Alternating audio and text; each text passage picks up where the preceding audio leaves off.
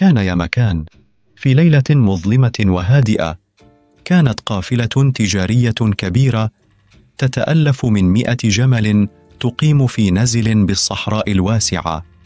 بعد يوم طويل من السفر الشاق، قرروا التجار أن يأخذوا قسطا من الراحة في هذا النزل البسيط.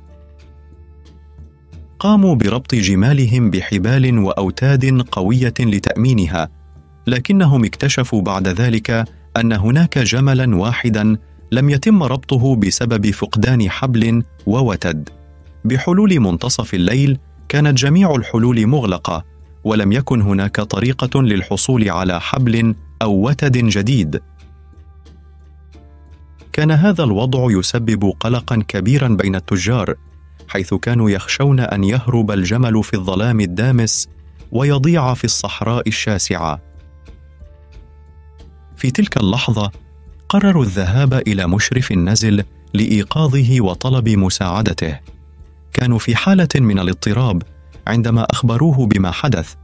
قالوا إنهم ربطوا 99 من الجمال بإحكام، لكن الجمل الأخير بقي دون ربط، مما أثار مخاوفهم من احتمال هروبه. كان الرجل العجوز مشرف النزل معروفا بحكمته وبصيرته العميقة. ابتسم لهم بهدوء وقال: لا تقلقوا، لدي حل لهذه المشكلة. على الرغم من أنني لا أملك حبلا أو وتدا إضافيا، يمكنكم التعامل مع هذا الموقف بطريقة ذكية. اذهبوا واحفروا وتدا وهميا، ثم تصرفوا كما لو كنتم تربطون الجمل بالحبل وأخبروه أن ينام.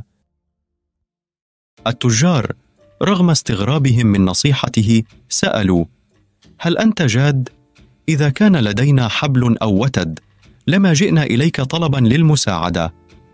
ضحك الرجل العجوز وقال: افعلوا كما قلت لكم.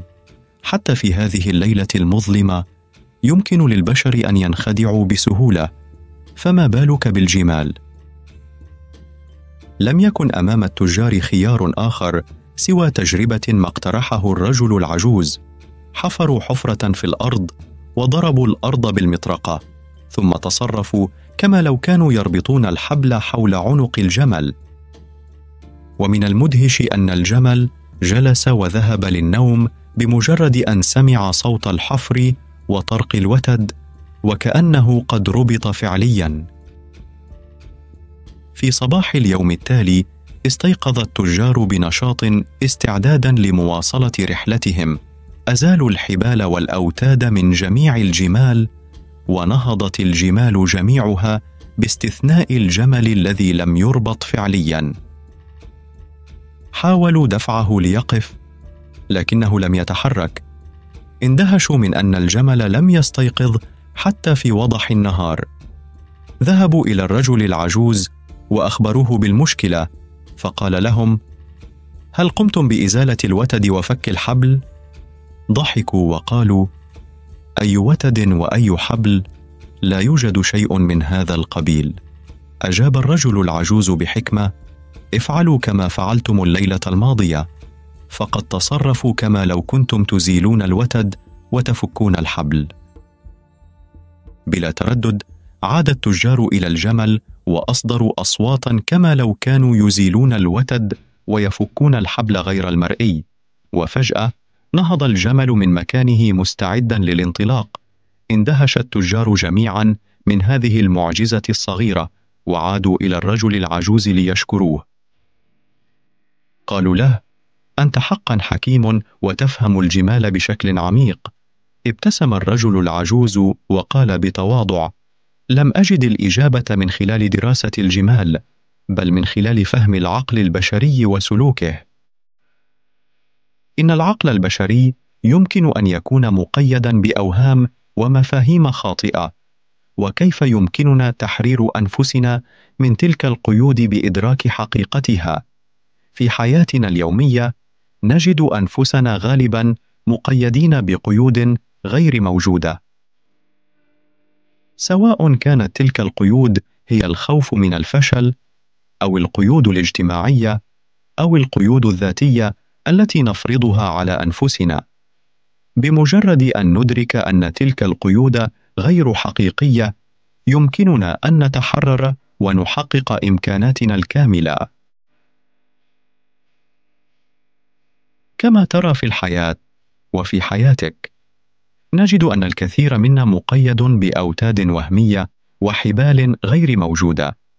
يقول البعض لنا: لا يمكنك فعل هذا، أنت غير قادر، ونتقبل هذه التصريحات كحقيقة، معتقدين أننا مقيدون بهذه القيود التي نراها في خيالنا. نعيش طوال حياتنا معتقدين أننا عالقون، نصرخ من الألم، ونعتقد أننا غير قادرين على النهوض. نحن نعتقد أننا محاطون بالقيود التي فرضتها الظروف والمسؤوليات. نشعر بالعجز، نرى أنفسنا معتمدين على الآخرين، ونتساءل: كيف أحرر نفسي؟ نعتقد أننا نفتقر إلى الموارد والتمويل، بينما نرى المنافسة في كل مكان، ونشعر بأن العالم يرفض منحنا فرصة للنمو والنجاح. لكن هل تساءلنا يوماً عما إذا كانت هذه القيود حقيقية أم مجرد أوهام؟ قد تكون الأوتاد التي نراها ليست أكثر من خيالات ننسجها في أذهاننا. أفضل طريقة لتحرير أنفسنا هي المراقبة الدقيقة والتأمل في واقعنا. عندما ندرك أن هذه القيود ليست سوى وهم، نبدأ في إدراك إمكانياتنا الحقيقية. الفهم والإدراك هو المفتاح الحقيقي لإطلاق قدراتنا. إننا لا نحتاج إلى فك القيود أو اقتلاعها فعلياً، بل إلى التحرر من التصورات التي تقيدنا. علينا أن نتجاوز تلك الأوهام ونحرر أنفسنا من القيود التي فرضناها على أنفسنا. عندما ندرك هذه الحقيقة، نتمكن من التنقل في الحياة بإحساس متجدد بالحرية، غير مقيدين بالأوتاد والحبال الوهمية التي كانت تعيقنا. إن القدرة على التحرر من هذه الأوهام تمنحنا القوة والثقة للنجاح، لنعيش حياة مليئة بالفرص والإمكانات الحقيقية التي تستحق أن نكتشفها ونستفيد منها. نتمنى لك حياة أفضل يوم بعد يوم.